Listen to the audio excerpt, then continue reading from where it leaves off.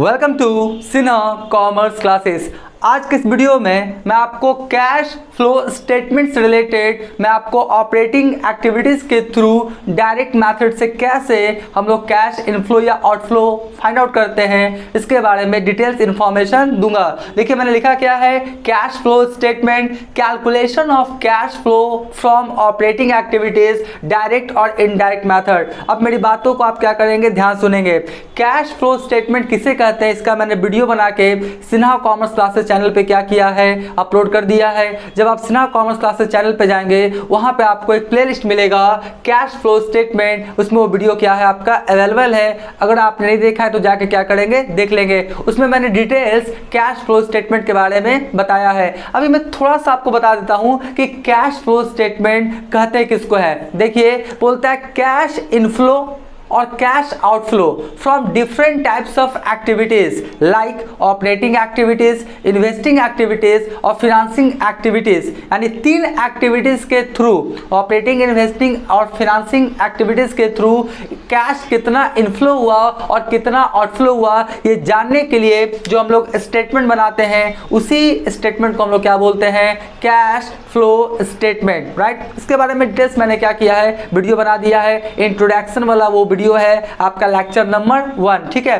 तो आप ये समझ जाइए कि कैश फ्लो स्टेटमेंट में ऑपरेटिंग एक्टिविटीज, इन्वेस्टिंग एक्टिविटीज और फिनांसिंग एक्टिविटीज के थ्रू कैश कितना इनफ्लो हुआ और कैश कितना आउटफ्लो हुआ इसको क्या करते हैं हम लोग फाइंड आउट करते हैं। अब आपके मन में एक आपका सवाल आ सकता है, क्वेश्चन आपके मन में आ सकता है कि कैश कितना आया, यानी कैश का कितना इनफ्लो हुआ या कैश का कितना आउटफ्लो हुआ, ये तो कैश बुक से भी पता लग जाता है। क्लास 11th में आपने पढ़ा है कैश बुक, इसमें डेबिट साइड में लिखते हैं कैश कितना आया और क्रेडिट साइड में लिखते हैं कैश कितना गया।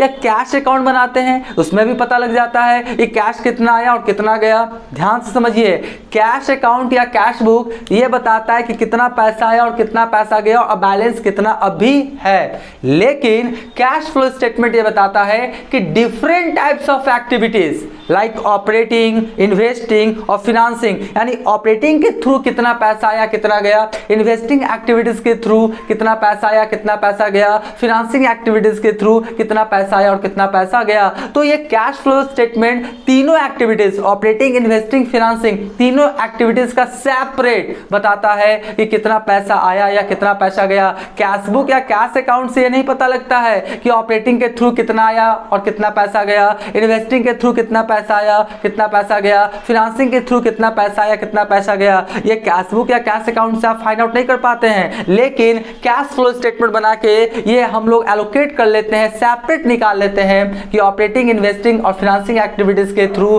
कितना पैसा आया और कितना पैसा गया, राइट। तो एक एक करके पहले मैं क्या करूंगा, सिखाऊंगा।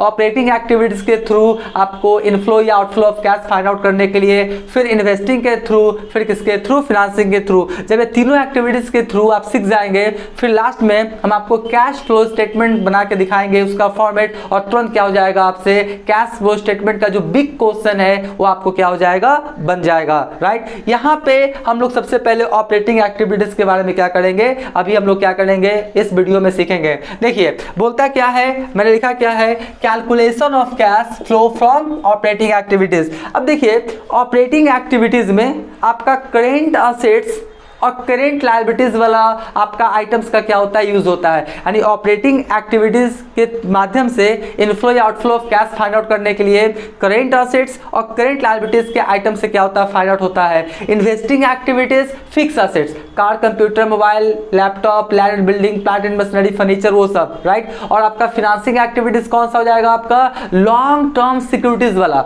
लॉन्ग टर्म सिक्योरिटीज के आइटम से, जैसे equity share capital, preference share capital, debenture, bonds, long term borrowings, right. तो वो सब फिनांसिंग में। फिक्स असेट्स वाला किसमें आपका यूज होगा, इन्वेस्टिंग निकालने में। और आपका करेंट असेट्स और करेंट लायबिलिटीज वाला किसमें यूज होगा, ऑपरेटिंग एक्टिविटीज में, राइट। अब मैं ये आपसे आशा रखता हूं कि करेंट असेट्स का कौन कौन सा आइटम होता है, करेंट लायबिलिटीज में कौन कौन सा आइटम्स होता है, इसके बारे में पहले से आप जानते होंगे। थोड़ा सा मैं अभी बता देता हूं, आप सुन लीजिए। करेंट असेट्स में cash in hand, cash at bank, sundry debtors, bill receivable, prepaid expenses, accrued income, stock, short term investment, ये सब current assets का आपका आइटम्स है, राइट। करंट लायबिलिटीज में कौन कौन हो जाएगा, creditors, bills payable, outstanding expenses, short term loans, ये सब किसका आपका आइटम्स है, करेंट लायबिलिटीज का। तो ऑपरेटिंग एक्टिविटीज, इन्वेस्टिंग एक्टिविटीज और फाइनेंसिंग एक्टिविटीज आप जानेंगे तभी जब आपको ये पता हो कि करेंट एसेट्स, करेंट लायबिलिटीज में कौन कौन सा आइटम्स आता है,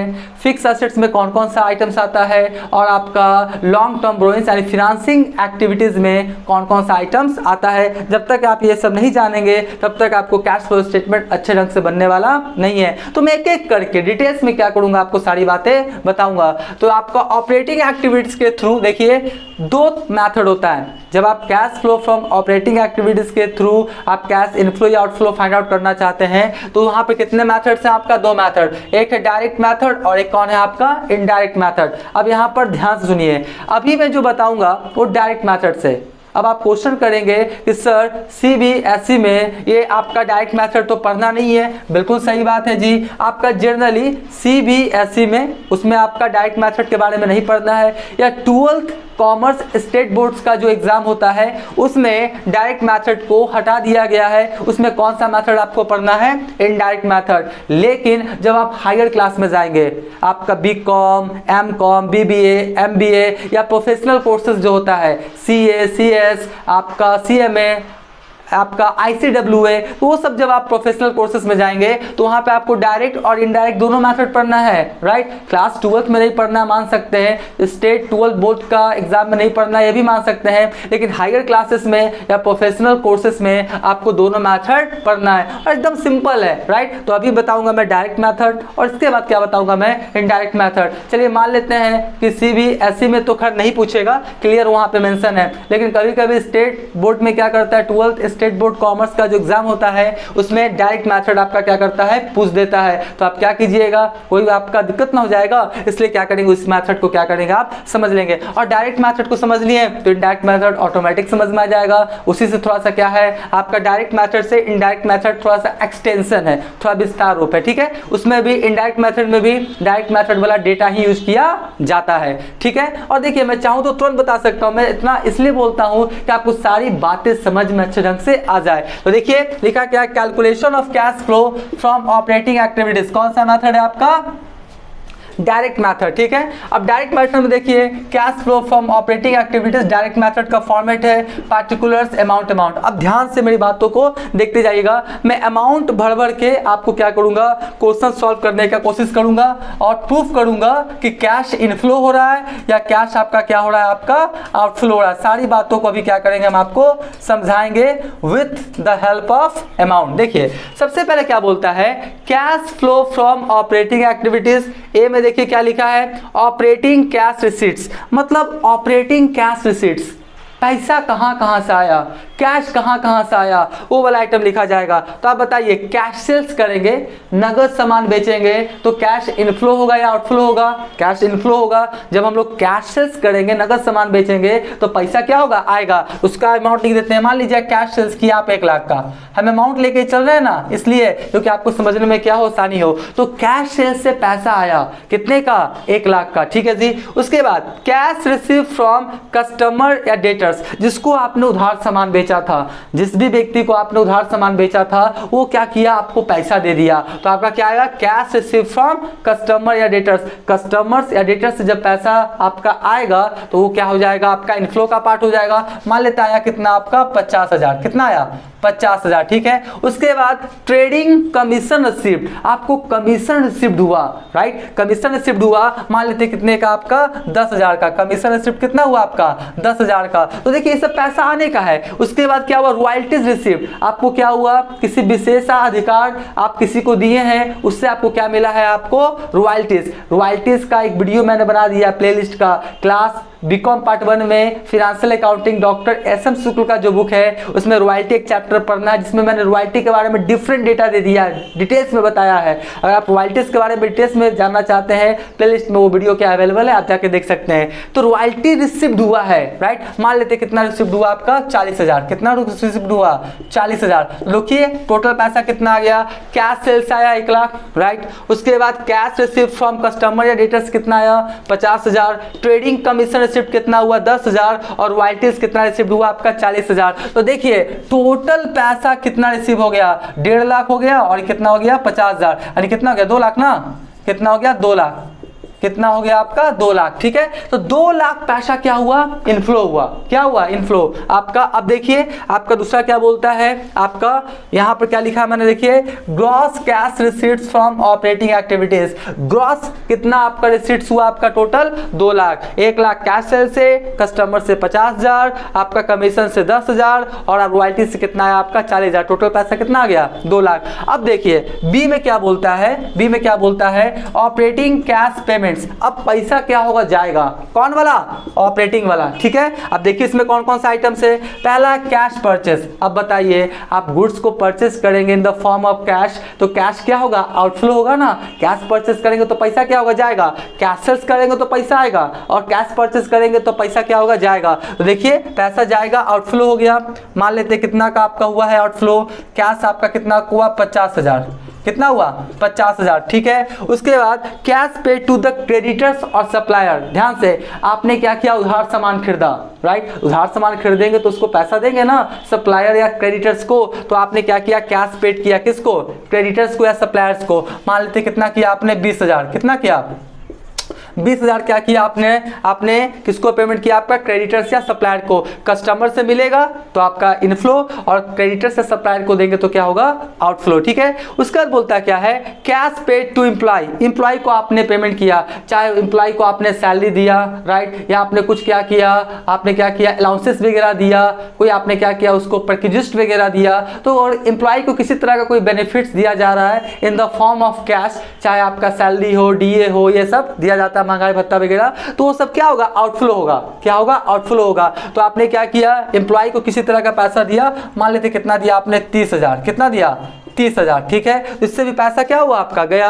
उसके बाद cash paid for other operating expenses. ध्यान समझिएगा, बोलता क्या है किसी तरह का ऑपरेटिंग एक्सपेंसेस बिजनेस को चलाने से रिलेटेड कौन कौन सा आ जाएगा, office and management, selling and distribution, manufacturing expenses. इस समय क्या आएगा आपका salary, rent, advertisement, packing charge, wages, carries inward, carries outward, ये सब क्या है आपका office and management, selling and distribution और मैन्युफैक्चरिंग एक्सपेंसेस है। आप फाइनल अकाउंट में ये सब सीखे होंगे कि मैन्युफैक्चरिंग एक्सपेंसेस में कौन कौन सा आता है, ऑफिस एंड मैनेजमेंट एक्सपेंसेस में कौन कौन सा आता है, सेलिंग एंड डिस्ट्रीब्यूशन एक्सपेंसेस में कौन कौन सा आता है। ट्रेडिंग में जो लिखते हैं वो डायरेक्ट एक्सपेंसेस, मैन्युफैक्चरिंग एक्सपेंसेस, और जो पीएल के डेबिट में लिखते हैं office and management, selling and distribution expenses. तो ये सब से आप पहले से क्या वाकिफ हैं। तो अगर आपका office and management, selling and distribution और मैन्युफैक्चरिंग एक्सपेंसेस रहेगा तो इससे पैसा क्या होगा आउटफ्लो होगा ना, पैसा क्या होगा आपका जाएगा। तो मान लेते हैं कितना आपका चला गया, टोटल मान लेते हैं 50,000, कितना आपका आउटफ्लो हो गया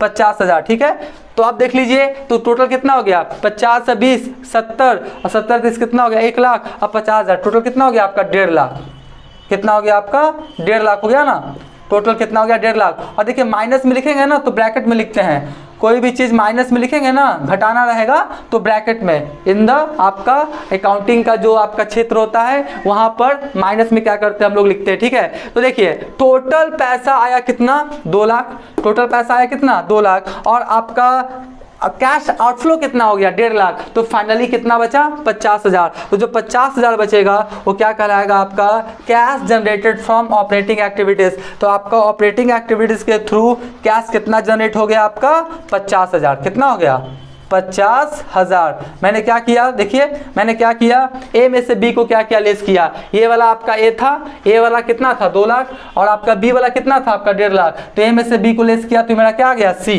कौन सा आ गया मेरा C, cash generated from operating activities A minus B. ठीक है, पैसा जितना आया जोड़ दिए, जितना आपका गया घटा दिए, फाइनली बचा कितना 50,000। अब देखिए अब यहाँ पर क्या करेंगे, बोलता क्या है डी में लेस इनकम टैक्स पेड। अगर आपने कोई इनकम टैक्स पेड किया है इससे भी कैश क्या होगा आउटफ्लो होगा, कैश क्या होगा आउटफ्लो होगा। और यहाँ पर देखिएगा net of tax refund receive, that is आपका टैक्स फंड टैक्स पेड और माइनस क्या बोलता है रिफंड रिसीव। आपने टैक्स पेड किया, मान लेते कितना आपने 1 लाख टैक्स पेड कितना किया आपने 1 लाख रुपया क्या किया टैक्स पेमेंट किया और आपका रिफंड रिसीव 1 लाख आपने पेमेंट किया और आपको रिसीव्ड हो गया।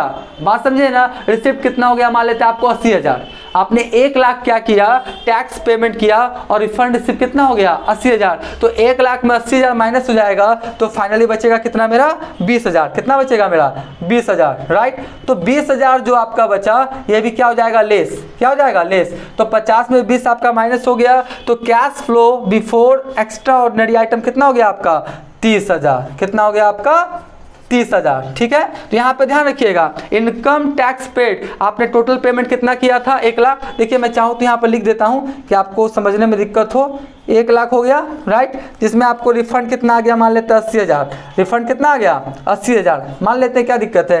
तो 1 लाख आपने पेमेंट किया था, रिफंड टैक्स कितना आ गया 80,000। तो फाइनली कितना आपका हुआ यहाँ पे 20,000। तो 1 लाख में 80,000 माइनस हो गया 20,000। तो 50,000 में 20,000 चला गया तो फाइनली कितना बचा आपका 30,000। ये जो 30,000 आया है इसको हम लोग क्या बोलेंगे cash flow before extra ordinary item. यानी जो आपका ये 30,000 आया है इसमें एक्स्ट्रा ऑर्डिनरी आइटम्स का ट्रीटमेंट नहीं है, राइट। तो एक्स्ट्रा ऑर्डिनरी आइटम में देखिए अगर एक्स्ट्रा ऑर्डिनरी आइटम्स रहेगा तो उसको क्या करेंगे ऐड करेंगे, और एक्स्ट्रा ऑर्डिनरी एक्सपेंसेस रहेगा तो उसको क्या करेंगे हम लोग लेस करेंगे। एक बार फिर से सुनिए, एक्स्ट्रा ऑर्डिनरी इनकम रहेगा तो ऐड करेंगे, और एक्स्ट्रा ऑर्डिनरी एक्सपेंसेस रहेगा तो क्या करेंगे लेस करेंगे।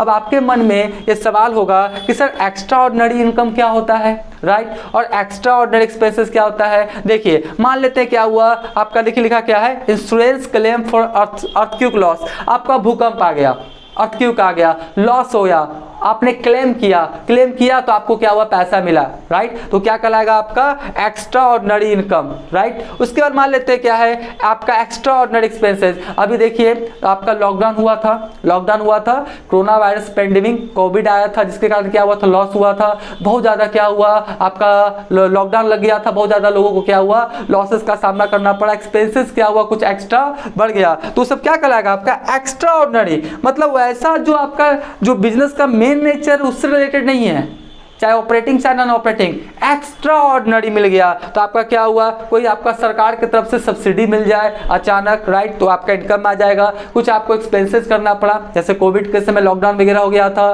तो आपको एक्स्ट्रा खर्चा देना पड़ा था, स्टाफ को बिन काम किए हुए सैलरी वगैरह भी देना पड़ गया था, राइट। तो वो सब एक्स्ट्रा ऑर्डिनरी एक्सपेंसेस में आएगा। तो अगर एक्स्ट्रा ऑर्डिनरी इनकम रहेगा तो क्या करेंगे जोड़ देंगे। मान लेते हैं एक्स्ट्रा ऑर्डिनरी इनकम कितना है आपका 10,000। कितना है 10,000, ठीक है। तो आपका कितना हो गया 30 से 10 कितना हो गया आपका 40 हो गया ना। यहाँ पर कितना हो गया आपका 40, राइट। अब देखिए 40 में अच्छा चलिए यहीं पे दिखा देते हैं तो जगह नहीं ना है, मैं यहीं पे कर देता हूँ। आपका कितना हो गया 40 हो गया, 30 से 10 40। अब देखिए और आपका एक्स्ट्रा ऑर्डिनरी एक्सपेंसेस मान लेते हैं कितना है आपका 5,000। कितना है 5,000, इसको लेस करेंगे याद रखिएगा। माइनस जो करते हैं उसको क्या करते हैं हम लोग माइनस करने वाला क्या करते हैं ब्रैकेट में। तो 30 से 10 40 और 40 में 5 क्या हो गया आपका लेस हो गया एक्स्ट्रा ऑर्डिनरी एक्सपेंसेस। तो आपका 40 में 5 लेस हो जाएगा तो फाइनली कितना बचेगा आपका 35,000 35,000। कितना बचेगा आपका 35,000। इसको थोड़ा बढ़िया से लिख देते हैं, हाँ जी, कितना बचेगा आपका 35,000। तो आपका 35,000 आया तो क्या कहलाएगा net cash flow from in operating activities. अगर माइनस में आता तो यूज लिखते हैं, माइनस में आता तो यूज, ठीक है, और प्लस में आया तो क्या लिखेंगे हम लोग फॉर्म। तो यहाँ पे आप किस में आया आपका प्लस में ना, तो यूज्ड वाला वर्ड यूज नहीं होगा। यहाँ पे कौन सा होगा आपका नेट कैश फ्लो फ्रॉम आपका इन ऑपरेटिंग एक्टिविटीज। माइनस में आता तो कौन सा वर्ड यूज करते हैं हम लोग यूज, ठीक है। तो ये कौन सा मेथड था आपका डायरेक्ट मेथड। देखिए आपका ये जो था आपका cash receive from customer debtors, trading commission receive, royalties, ये सबसे पैसा आया, ये सबसे पैसा गया। कुछ आपका क्या था आपका टैक्सेस वगैरह था और एक्स्ट्रा ऑर्डिनरी आइटम था। तो इतने सारे आइटम्स को मिला के हम लोग क्या पता कर लेते हैं आपका कैश इनफ्लो या आउटफ्लो आपका from operating activities in direct method, right. तो अभी तक मेरा वीडियो आपको अच्छा लगा, वीडियो को लाइक कर देंगे, चैनल को सब्सक्राइब करके हमारा हौसला बढ़ाएंगे, बेल आइकन हिट कर कॉल कर देंगे। इससे क्या होगा कोई भी वीडियोस मैं अपलोड करूंगा उसका सबसे पहले आपको नोटिफिकेशन मिल जाएगा। आप क्या करें इसका स्क्रीनशॉट ले लें।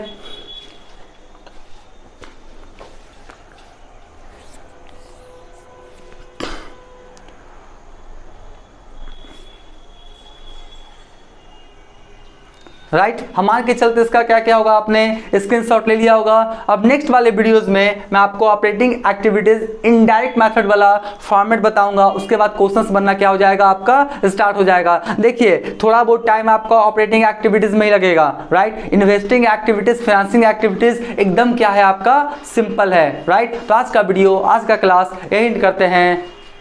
Thank you.